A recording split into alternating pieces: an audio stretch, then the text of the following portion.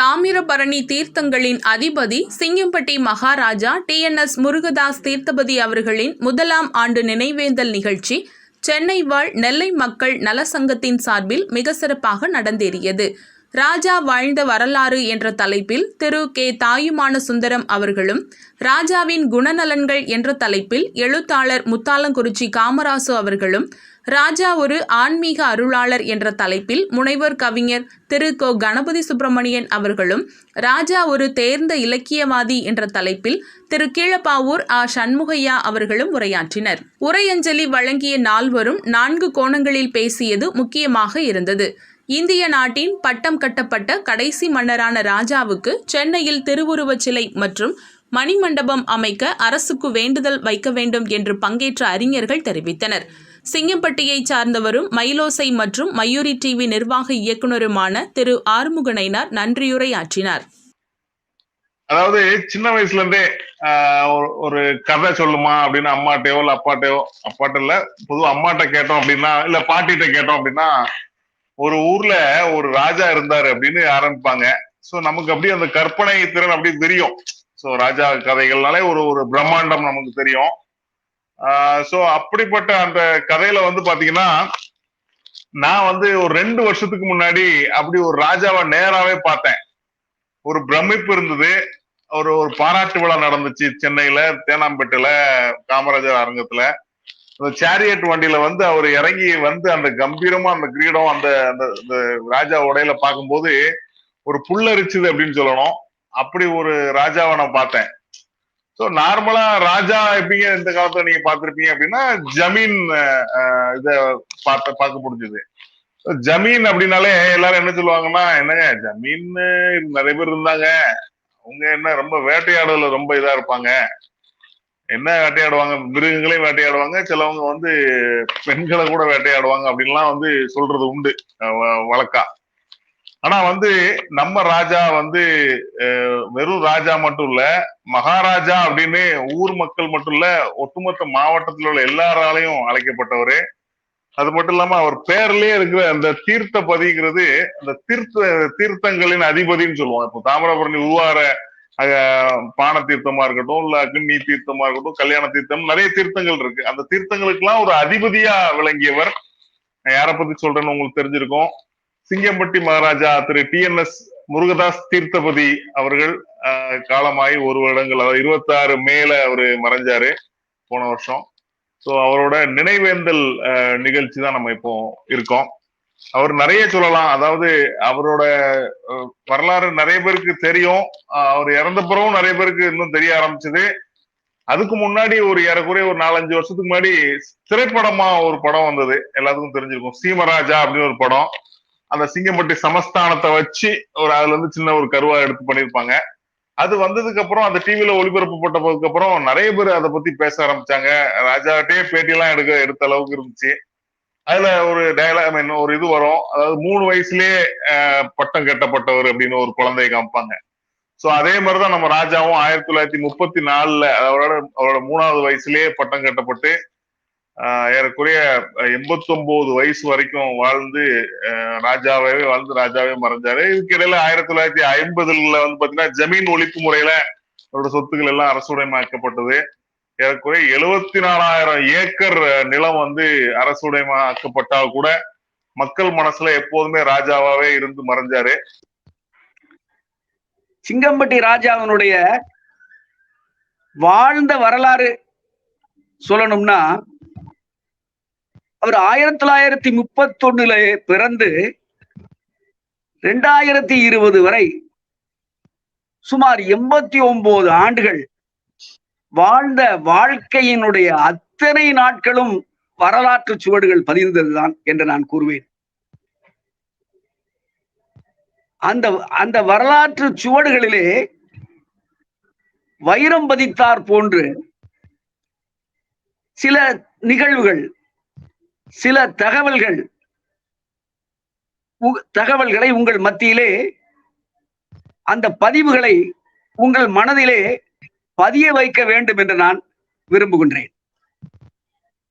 முதலிலே மன்னருடைய வரலாறை சொல்ல வேண்டும் என்றால், அந்த வரலாற்றினுடைய சாராம்சம், வரலாற்றினுடைய பதிவு நம்மளுடைய மன்னருடைய பெயரிலே இருக்கிறது என்பதை நான் குறிப்பிட விரும்புகின்றேன்.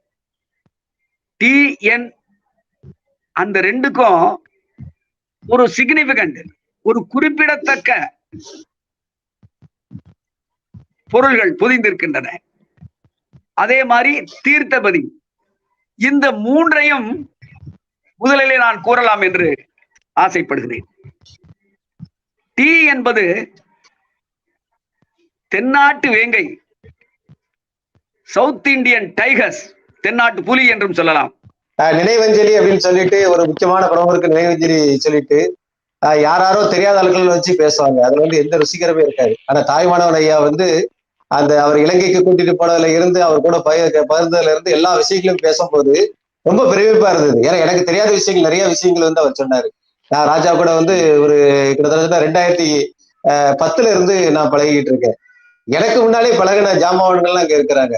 சொல்ல போனா எங்களுடைய ஆல் இந்தியா ரேடியோனுடைய திருநெல்வேலி வானொலி நிலையத்தில் இருக்கக்கூடிய கிளப்பார் சண்முக ஐயா, அவங்க வந்து சொல்ல போனா ஆரம்ப காலத்துல இருந்தே ராஜா கூட ரொம்ப இணைப்பா இருந்தவங்க, எனக்கு நல்லா தெரியும். நான் ஆல் இந்தியா ரேடியோவுக்கு போய் வந்து இருக்கும் போதே ராஜா வந்து அங்க அடிக்கடி சொற்பொழிவாற்ற வருவாங்க. அந்த அளவுக்கு சிறப்பா, அதாவது அவர் எல்லாரும் கூட நல்லா அன்பா இருப்பாரு. எனக்கு வந்து இந்த மீட்டிங்ல ரொம்ப சந்தோஷமான விஷயம் ஏன்னு கேட்டா, எனக்கு பிடிச்ச ராஜாவை பத்தி பேசும்போது எனக்கு பிடிச்சவங்க எல்லாம் இதுல நிறைய பேர் இருக்கீங்க. ஏன்னு சொன்னா திருநெல்வேலி காட்டி காத்த திருநெல்வேலி வரலாறுகள்லாம் கொண்டு வந்திருக்கக்கூடிய ஐயா சங்கர், அவர் கூட தோளா நின்று இருக்கக்கூடிய சிம்சோன், அது மட்டும் இல்லாம எனக்கு ஆல் இந்தியா ரேடியோல மட்டும் இல்லாம என்னுடைய எழுத்துலேயே வரலாற்று எழுத்தாளர் அப்படிங்கிறதுக்கு வந்து ஒரு என்ட்ரி கொடுத்ததே வந்து கீழப்பாவர் சண்முகையா அவங்க முன்னிலையில. அப்புறம் பாத்தீங்கன்னா என்னோட முதல் புத்தகத்தை திருநெல்வேலி லைப்ரரியில நான் யாருனே பிரபலமா இல்லாம இருக்கும்போதே கூப்பிட்டு அறிமுகப்படுத்திய டாக்டர் கடவுள் சுப்பிரமணியா, இவங்க எல்லாரும் இருக்கிற இடத்துல நான் இது பேச வந்திருக்கேன் அப்படின்னு நினைக்கும் போது எனக்கு ரொம்ப சந்தோஷமா இருக்கு. நீங்க வேற 1/2 மணி நேரம் அப்படின்னு சொல்றீங்க, அதனால நம்ம வேகமா அந்த விஷயங்கள்லாம் சொல்லிட்டு போகணும்னு சொல்லி ரொம்ப ஆசைப்படுறேன். நிறைய விஷயங்கள் இருக்கு. ஐயா சொன்ன மாதிரி தொட சிங்கப்பட்டி ஜமீன்தாரோட வரலாறு வந்து போய்கிட்டே இருக்கும். அவரோட குணநலங்களும் போய்கிட்டே இருக்கும். குறிப்பா சொல்ல போனா ஒரு 2000 கரெக்டா 2000 வருஷம் 2000 வந்து திருநெல்வேலி சேவிட்ஸ் காலேஜ்ல வந்து காவியா சண்முக சுந்தர ஐயா வந்து ஒரு புத்தகம் வெளியிடுறாங்க. அந்த புத்தகம் வந்து நெல்லை சரித்திரம் அப்படிங்கிற ஒரு புத்தகம். கால்டுவல் ஐயா எழுதின புத்தகத்தை தமிழாக்கம். அது வெளியிடும் போது என்ன முல்லை முருகன் ஐயா வந்து கூட்டிக் கொண்டு ராஜா வராங்க அப்படின்னு சொல்லி ராஜா கிட்ட அறிமுகப்படுத்தணும்னு சொல்லி என்னை கூட்டிட்டு போறாங்க. முதல்ல போன உடனே ராஜா கிட்ட போய் நான் வணங்கி கும்பிட்ட ராஜா, நான் வந்து புத்தகம் எழுதுன்னு ஆசைப்படுறேன் ராஜா அப்படின்னு சொல்லி அவர் காலில் விழுந்து நான் ஆசீர்வாதம் வாங்கினேன். ஆனா அவர் புது ஆளு, புதுசா வந்திருக்கிறவரு அப்படின்னு நினைக்கவே இல்லை. அவரு உடனே என்ன பக்கத்துல உட்கார வச்சு சொன்னாரு, கவலையே படாத, நீ பெரிய ஆளாயிரலாம், நிறைய விஷயங்களை நிறைய கேளு, நிறைய படி, நிறைய விஷயங்களை தெரிஞ்சுக்கா, இதுக்கு கல்வி அறிவுலாம் ஒன்றும் தேவையே இல்லை. நீ வந்து எத்தனை பேரை சந்திக்கிறியோ, எவ்வளவு விஷயங்களை சந்திக்கிறியோ, அப்படியே சந்திக்க ஆரம்பிச்ச அப்படின்னு சொன்னா நீ எங்கேயோ பெரிய ஆளாயிரலாம் அப்படின்னு சொல்லி எனக்கு ஆசீர்வாதம் பண்ணி அனுப்பி வச்சாங்க. உண்மையிலே அன்னைக்கு அவர் சொன்ன வாக்கு தான் திரும்ப அதே காவியா சண்முக சுந்தரம் ஐயா மூலமா கிட்டத்தட்ட 4 புத்தகம் 1000 பக்கம் புத்தகம் போட்டிருக்கு. தலை தாமிரவர்ணி, தென்பாண்டி செம்மியிலை பாகம் 1, பாகம் 2, தென்னாட்டு ஜமீன்கள் அப்படின்னு 4 புத்தகம் போட்டிருக்கு. அதுக்கப்புறம் 37 புத்தகம் போட்டிருக்கேன். அதுக்கப்புறம் என்னோட சிங்கப்பட்டி ஜமீன்தார் அப்படிங்கக்கூடிய ஒரு தனி புத்தகத்தை வெளியிட வந்து திருநெல்வேலியில வந்து அந்த புத்தகத்தை வெளியிட்டுட்டு இவன் வந்து என்னுடைய அரசவை இருக்கக்கூடிய ஒரு கவிஞன், ஒரு எழுத்தாளர் அப்படின்னு சொல்லி எனக்கு அழகான ஒரு வெள்ளி கிண்ணத்தை பரிசா கொடுத்து எனக்கு உச்சி முகிர்ந்து ஒரு 1000 ரூபாய் என் கையிலேயும் கொடுத்து நீ வந்து இன்னும் நிறைய நல்லா வளரும் அப்படின்னு சொல்லி ஆசீர்வாதம் பண்ணிட்டு போனாங்க. அது வந்து வாழ்க்கையில மறக்கவே முடியாது. ஏன்னா நான் பெரிய ஏதாவது முதல்ல ஒரு புத்தகம் போடாத ஒரு நிலையில நான் போய் சந்திச்சவன் கரெக்டா 50வது புத்தகம் போடும் போது ராஜாவோட புத்தகமா நான் அவர் கையில போய் எடுக்கிறது நினைக்கும் போது எனக்கு உண்மையிலே நான் வாழ்க்கையில வந்து ஒரு பெரிய புண்ணியம் செஞ்சிருக்கிறேன். ஏன்னா ஒரு புண்ணியம் செஞ்சா மட்டும்தான் ராஜாவை பார்க்க முடியும், ராஜாவோட அரண்மனைக்கு போக முடியும். வணக்கம், அனைவருக்கும் வணக்கம். ஒரு அருமையான மாமனிதர் நம்முடைய சிங்கம்பட்டி TNS முருகதாஸ் தீர்த்தபதி ராஜா அவர்கள் வந்து கேண்டியில இலங்கையில கண்டின்னு சொல்லுவாங்க. அங்க வந்து எல்லா நாட்டு அரசர்களும் இளவரசர்களும் படிக்கக்கூடிய அந்த வகுப்பறையில அவர் படிக்காரு. ஆனா அந்த மாதிரி எல்லா அரசர்களோடு படிக்கக்கூடிய நிலையில எவ்வளவு செல்வ செழிப்பா இருந்திருப்பாங்க அப்படின்லாம் பார்க்கலாம். நம்ம ராஜா அவர்கள் முதலாக அரசு பள்ளியில முதல்ல போய் கான்வென்ட்ல சேரும்போது அந்த ஃபாதருங்கிறதுல அவங்களுக்கு கார்டியனா யார் கையெழுத்து போடுறாங்கன்னா திருநெல்வேலியினுடைய மாவட்ட ஆட்சியர், கலெக்டர் தான் கையெழுத்து போடுறாங்க. ஆகவே அப்படிப்பட்ட பெருமை மிக்க இது நம்முடைய சிங்கம்பட்டி ராஜாக்கு உண்டு. ராஜா எப்படி ஒரு அருளாளர், அருள் சித்தர் அப்படிங்கிற கருத்துக்களை ஒரு சில சம்பவங்களை சொல்லி உங்களுக்கு நான் விளக்க இருக்கின்றேன். ராஜா அவர்கள் முதல்ல கன்ஸ்ட்ரக்ஷன் தொழில் தான் செஞ்சுக்கிட்டு இருக்கிறாங்க. சென்னையில ஒரு கன்ஸ்ட்ரக்ஷன், சக்தி நாராயணா கன்ஸ்ட்ரக்ஷன் சொல்லி அந்த கன்ஸ்ட்ரக்ஷனோட சேர்ந்து பெரிய பெரிய பாலங்கள், இந்த மாதிரி கட்டடங்கள் இதெல்லாம் கட்டி கொடுக்காங்க அரசாங்கத்துக்கு. இந்த பணியை செய்து கொண்டிருக்கும் போதுதான் சொரிமுத்தையனார் தான் முதல்ல போய், நீ ராஜாவா வந்தது என் கோயிலை பார்க்கறதுக்கு, நீ என் கோயிலை பார்க்க வாரியா, இல்ல உனக்கு நிறைய தொந்தரவு கொடுப்பேன் அப்படின்னு சொல்லி ராஜாவை கூட்டு வந்தது யாருன்னா சொரிமுத்தையனார். அப்படி சொரிமுத்தையனாரை கொண்டு வந்து இங்க அரங்காவலரா பதவி ஏற்காங்க. அப்படி பதவி ஏற்ற பிறகு ராஜா சென்னைக்கு நான் போறேன், அறநிலையத்துறையில ஒரு ஈஓ போடுங்க, அவரு நித்திய பூஜை எல்லாம் பார்க்கட்டும், நான் மித்த நேரங்கள் பார்த்துக்கிடுதேன்னு சொல்லி ராஜா நினைக்கிறாங்க. ஆனா அதெல்லாம் இல்லை, நீ முழுமையா இருந்து என் கோயிலுக்கு திருப்பணி செய்யணும் அப்படின்னு சொல்லி சொரிமுத்த ஐயனார் தான் இவரை கூட்டு வராங்க. அப்படிப்பட்ட ஒரு அருளாளர், அர்த்தமுள்ள இந்து மதத்துல எகிப்துல மன்னரா பிறந்திருக்கேன்னு சொல்லி நம்ம ராஜாவை பத்தி குறிப்பிட்டிருக்காரு கவியரசு கண்ணதாசன். ஆகவே பரம்பரையாகவே இவர்கள் ராஜ வம்சத்துல வந்திருக்கின்ற பிறப்புக்குரியவர் நம்முடைய சிங்கம்பட்டி மாமன்னர் சித்தாந்த சிகாமணி TNS முருகதாஸ் தீர்த்தபதி அவர்கள். அப்படி ராஜா திருக்கோயில் திருப்பணியை செய்துகிட்டு இருக்காங்க. அப்போ ஒவ்வொரு தடவையும் ஆடிட் ரிப்போர்ட் பண்ணுவாங்க. அந்த ஆடிட் ரிப்போர்ட்ல எந்த குறையும் சொல்ல மாட்டாங்க. ஏன்னா அந்த அளவுக்கு திருக்கோயில் பணியை ரொம்ப சிறப்பா செஞ்ச சொரிமுத்தையனார் கோயில் பணியை செய்தாங்க. அப்படி செய்துகிட்டு இருக்கும்போது ஒரே ஒரு தடவை ஒரு ஆடிட் ரிப்போர்ட்ல அந்த பாலம், நம்ம சொரிமுத்தையனார் கோயில் பக்கத்துல உள்ள பாலம் பழுதடைந்திருக்கிறது, இதற்கு நீங்கள் கவனம் செலுத்தவில்லை அப்படின்னு ஒரு குறிப்பு எழுதிட்டாங்க. ஒன்னா ராத்திரி ஃபுல்லா ராஜாவுக்கு தூக்கம் இல்லை. அப்ப சொரிமுத்தையனார்ட்ட கேட்காங்க, நிறைய வருமானம் வந்தா நான் பாட்டுக்கு இந்த திருப்பணியை செஞ்சிருவேன், இப்படி இருக்க என் மேல குறை சொல்லிட்டாங்களே அப்படின்னு வருத்தப்படுறாங்க. உடனே சொரிமுத்தையனார் என்ன செஞ்சிருக்காப்ல, இந்த சொரிமுத்தையனாருடைய திருக்கோயிலுடைய பக்தர் ஒருவர் கோயம்புத்தூர்ல சோனா ஒரு ஹோட்டல் வச்சிருக்காங்க, சோனா ஹோட்டல், ரொம்ப பெரிய ஹோட்டல். அந்த சோனா ஹோட்டலுடைய உரிமையாளர் சொரிமுத்து அவரு பேரு. அவரு திருச்செந்தூருக்கு கிளம்பிக்கிட்டு இருக்காரு. அப்படி திருச்செந்தூர் கோயிலுக்கு தரிசனத்துக்கு கிளம்பிக்கிட்டு இருக்காரு. அப்படி ராத்திரி போல அவருடைய மனைவிக்கு ஆராதனை வருது. அவர்கிட்ட சொல்றாரு, டி முதல்ல சொரிமுத்து ஐயனார் கோயிலுடைய ராஜா சிங்கம்பட்டி ராஜாவை போய் பார்க்கணும், பழங்கள்லாம் கொண்டு போய் பார்க்கணும், ராஜாக்கு முன்னால உட்காரக்கூடாது, அவன் உட்காரத்தினால நீ உட்காரக்கூடாது, நின்றுகிட்டே இருக்கணும், ராஜா மனக்கலக்கத்துல இருக்கான், அவருக்கு என்ன வேணும்னு கேட்கறோ அதை நீ செஞ்சு கொடுக்கணும், இது அப்படின்னு சொல்லி மனைவி வாயினால வந்திருக்கு. இது வரைக்கும் ரொம்ப மரியாதையா ரொம்ப அன்பா இருக்கக்கூடிய மனைவி இப்படி ஆராதனை சொன்னோன்னா அவருக்கு ஒண்ணுமே ஓடல. உடனே திருச்செந்தூர் போகக்கூடிய அந்த மனிதர் நேரையா போய் சொரிமுத்தையனாரை கும்பிட்டுட்டு நேரையா ராஜாவை பார்க்க வராரு. ராஜா மனக்கலக்கத்துல இருந்ததுனால நான் இப்ப யாரையும் சந்திக்கல, என்ன வேணும்னாங்க. இப்படி பாலம் இதெல்லாம் தட்டுலாம் வச்சுக்கிட்டு ஒரு பெரிய மனிதர் வந்திருக்காரு. ஏன்னா அந்த சோனா ஹோட்டலுடைய ஓனர் பெரிய பட்டு பீதாம்பரம் எல்லாம் உடுத்தி வைர கடுக்கண்ணுக்கெல்லாம் போட்டு இருப்பாரு. அவரு உடனே பார்க்காரு. ராஜா உட்கார சொன்னாங்க, உட்காரல. உடனே ராஜா எந்திரிச்சிட்டாங்க. ஒண்ணு நீங்க உட்காருங்க, இல்ல நான் உட்கார மாட்டேங்க. உடனே உட்காருதாங்க. அப்பதான் நடந்த தகவலை எல்லாம் சொல்லி சொரிமுத்தையனார் தான் போய் பார்க்க சொல்லியிருக்காங்க. அப்ப ராஜா சொல்றாங்க, எந்த இதுவும் இல்ல, எனக்கு ஒரே ஒரு கோரிக்கை, இந்த பாலத்தை கட்டி தரணும்னாங்க. உடனே அந்த சோனா ஹோட்டல் கோயம்புத்தூருடைய சொரிமுத்து அவர் தான் அந்த பாலத்தை முழுமையா கட்டி கொடுக்காரு.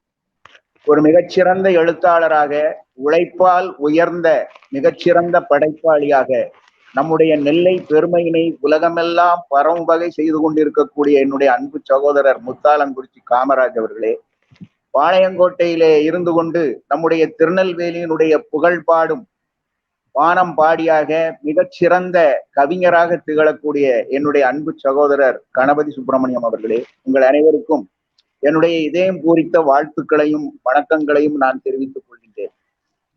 அதியமான் நெடுமான் அஞ்சியை பற்றி ஔவையார் பாடிய ஒரு புறநானூறு பாடல் இருக்கிறது.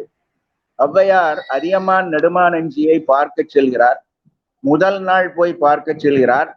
மிக சிறப்பாக அந்த அதியமான் நெடுமானஞ்சி வரவேற்கிறான். அவளுக்கு வேண்டிய எல்லா பணிவிடைகளையும் செய்து கொடுக்கின்றான். அடுத்த நாள் செல்கிறாள், அதே போல செய்கிறான்.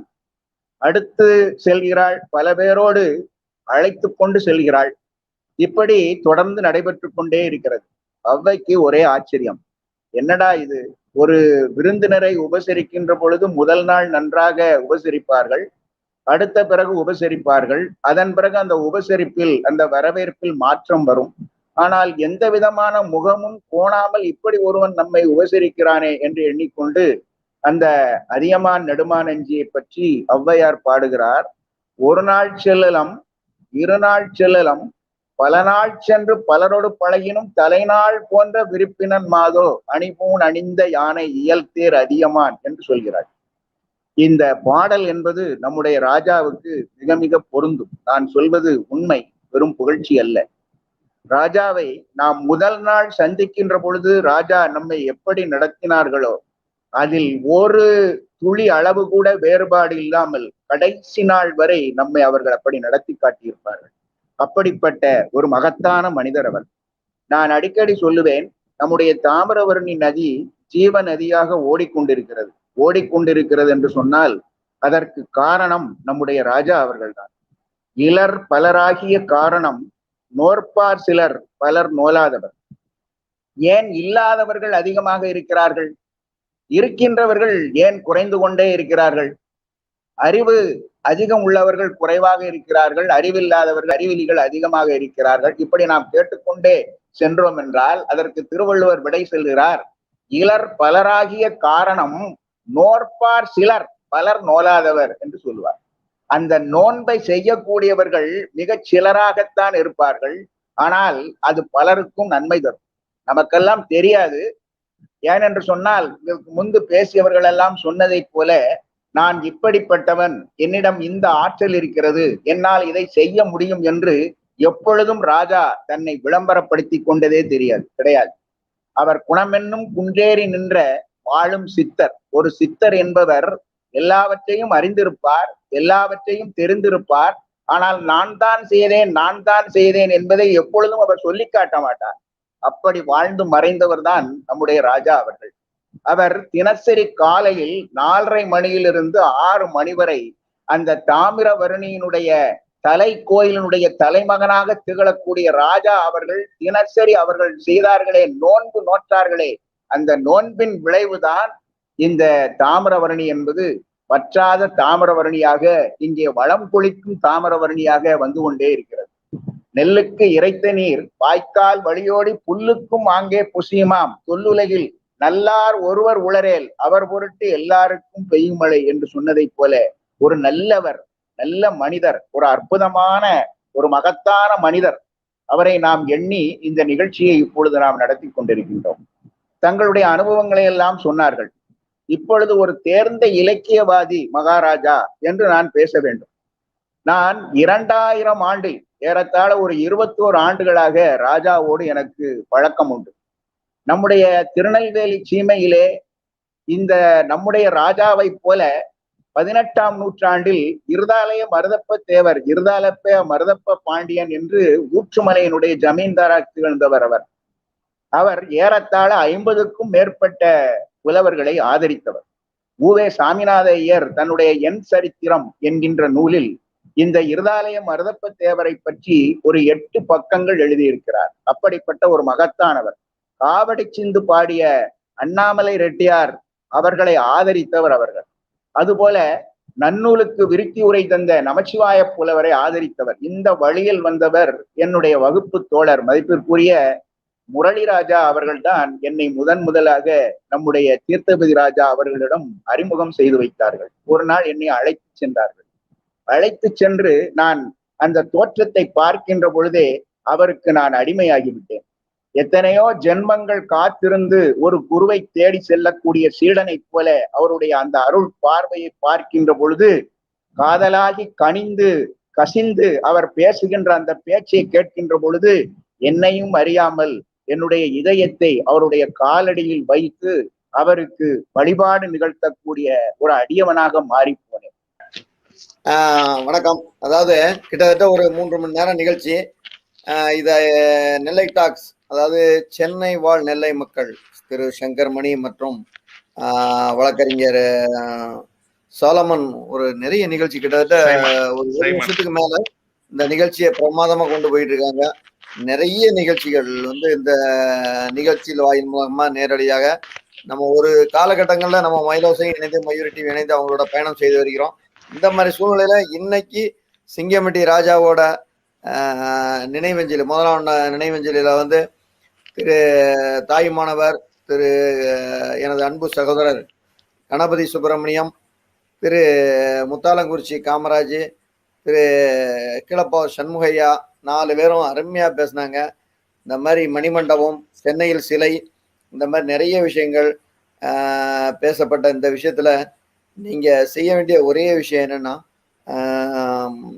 கண்டிப்பாக சிங்கம்பட்டியில வந்து நான் இன்னொரு நிகழ்ச்சியில கூட சொல்லியிருந்தேன் இடங்கள்லாம் இருக்கு அப்படின்னு. அவங்களுக்கு வந்து மணிமண்டபம் கட்டுறதுக்கு நம்ம எல்லாம் சேர்ந்து ஒரு முயற்சி எடுக்கலாம்.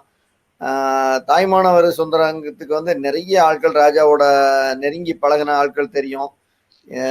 நான் உங்களை தொடர்பு கொள்கிறேன். தொடர்பு கொண்டு நிறைய விஷயங்களை நம்ம சேர்ந்து அடுத்த வருஷம் சங்கர்மணி சொன்னா இந்த மாதிரி நிகழ்வுகள்லாம் இல்லாம இருந்துச்சுன்னா நம்ம எல்லாருமே நேரடியாக சிங்கம்பட்டி அரண்மனையிலே சந்திக்கிற மாதிரி ஒரு நிகழ்வுகளை வந்து நம்ம அறிஞர் பெருமக்கள் முன்னிலையில் நம்ம செய்யலாம். தொடர்ந்து இந்த மாதிரி ஒரு நிகழ்வை வந்து நீங்க பண்ணி கொடுத்தது எங்க மண்ணுக்கு கிடைத்த ஒரு மகிமையும் ஒரு பெரிய ஒரு விஷயமும் எங்களுக்கு பண்ணி கொடுத்தீங்க. இந்த நிகழ்வை ஏற்பாடு செய்த உங்களுக்கு எனது நன்றியும், வாழ்நாளில் உங்களை நான் மறக்க மாட்டேன் என்பதும், எங்களது சிங்கம்பட்டி வரலாறு இருக்கும் வரை இந்த நிகழ்வு மிக பிரமாதமாக பேசப்படும் நிகழ்வு என்றும் சொல்லிக்கொண்டு உங்கள் எல்லாருக்கும் நன்றியும் உங்களது அனைவரின் ஆசீர்வாதம் எங்களுக்கு வேண்டும் என்று கேட்டுக்கொண்டு நன்றி, வணக்கம், தேங்க்யூ. கண்டிப்பாக உறுதி கொள்கிறேன். ஒரு சின்ன வேண்டுகோள் வைக்கிறேன், எல்லாத்துக்கும் அது யூஸ்ஃபுல்லா இருக்கும். எப்படின்னா, செப்டம்பர் 29ஆம் தேதி மன்னருடைய பிறந்த நாள் வருது. செப்டம்பர் 29 என்ன, அதை பயன்படுத்தி நம்ம ஒரு நிகழ்ச்சி இது மாதிரி நடத்தலாம். அப்ப இந்த பெருந்தொற்று கூட விலகி இருக்கலாம், நம்மள்ட்ட இருந்து சந்திக்கிறதுக்கு வாய்ப்பு இருக்கும். ஏன்னா செப்டம்பர் 29 மறந்துடாது. எல்லாத்துக்கும் மேலாக நன்றி. ஒரு அருமையான நிகழ்வு, அனைவருக்கும் நன்றி. உங்களோட ஒரு அரிய வாய்ப்பை உருவாக்கி தந்த நம்முடைய இசைக்கிராஜன் ஐயா இருக்காரு, அவருக்கு என்னுடைய இதயம்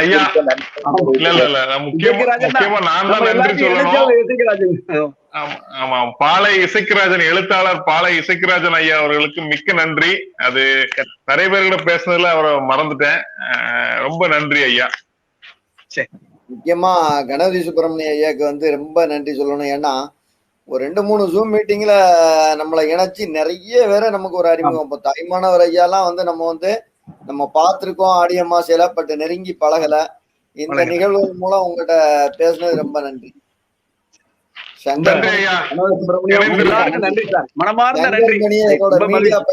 மறக்க முடியாத ஒரு நபர் ஆயிட்டீங்க. ரொம்ப மகிழ்ச்சி, ரொம்ப மகிழ்ச்சி. விடைபெறும். ஐயாவின் புகழ் ஓங்கட்டும். வீடியோவுக்கு கீழே ரெட் கலரில் சப்ஸ்கிரைப் அப்படின்னு ஒரு பட்டன் இருக்கும். அதை இப்போவே கிளிக் பண்ணிவிட்டு பக்கத்துலேயே ஒரு பெல் பட்டன் ஒன்று வரும். அந்த பெல் பட்டனும் அழுத்தி வச்சுட்டிங்கன்னா நம்ம சேனலில் போகிற வீடியோக்குள்ளே தொடர்ந்து பார்க்கலாம். நம்ம சேனலில் ஆல்ரெடி நிறைய யூஸ்ஃபுல்லான வீடியோ போட்டிருக்கோம். அதை பார்க்கணுன்னு நினைக்கிறவங்க அந்த சேனல் பேரை கிளிக் பண்ணி உள்ளே போனீங்கன்னா நம்ம போட்டிருக்கிற வீடியோவெல்லாம் இருக்கும், பாருங்கள்.